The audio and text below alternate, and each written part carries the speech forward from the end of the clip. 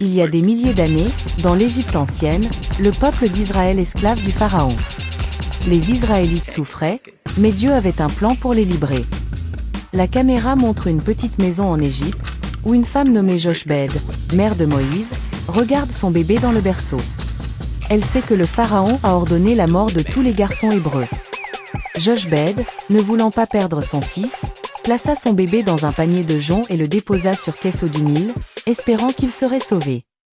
Le panier flottait jusqu'à ce que la fille du Pharaon le découvre. Elle prit Moïse comme son propre fils. Moïse grandit dans le palais royal, comme un prince égyptien. Mais il ne pouvait pas ignorer ses racines israélites. Un jour, il vit un Égyptien battre un Hébreu.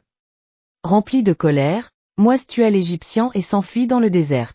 Moïse vivait désormais loin d'Égypte, comme un fugitif. Mais Dieu ne l'avait pas oublié. Moïse, maintenant berger, se trouve un jour près du mont Horeb. Un buisson prend feu, mais ne se consume pas. Moïse s'en approche. Dit buisson, Dieu parla à Moïse. Moïse, Moïse, retire tes sandales, car le lieu où tu te tiens est saint. Dieu lui ordonna de retourner en Égypte pour libérer son peuple de l'esclavage. Mais Seigneur, qui suis-je pour aller devant le Pharaon et faire sortir les Israélites d'Égypte? Dieu lui répondit, je serai avec toi. Moïse retourne en Égypte avec son frère Aaron. Ils vont voir le Pharaon et lui disent que Dieu veut que son peuple soit libéré. Mais Pharaon refuse. Dieu envoie 10 plaies terribles, l'eau transformée en sang, des invasions de grenouilles, de mouches, des maladies sur le bétail, des plaies sur la peau, et bien d'autres encore. Finalement, la 10e plaie, la mort des premiers-nés, frappe le pays. Le Pharaon cède finalement et permet aux Israélites de partir. Moïse conduit son peuple hors Égypte.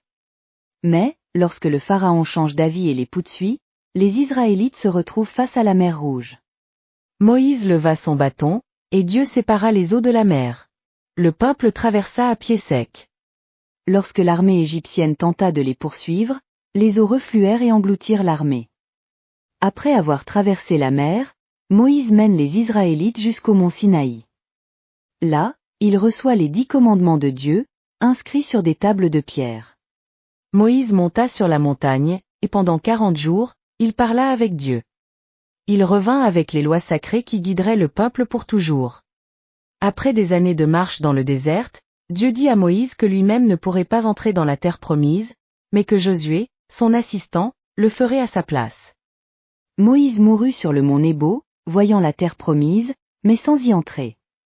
Josué prit la relève et conduisit le peuple dans la terre que Dieu leur avait promise. L'histoire de Moïse est une histoire de foi, de courage et de persévérance.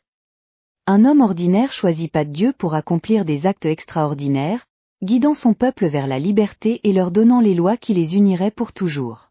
Son héritage perdure en cire aujourd'hui.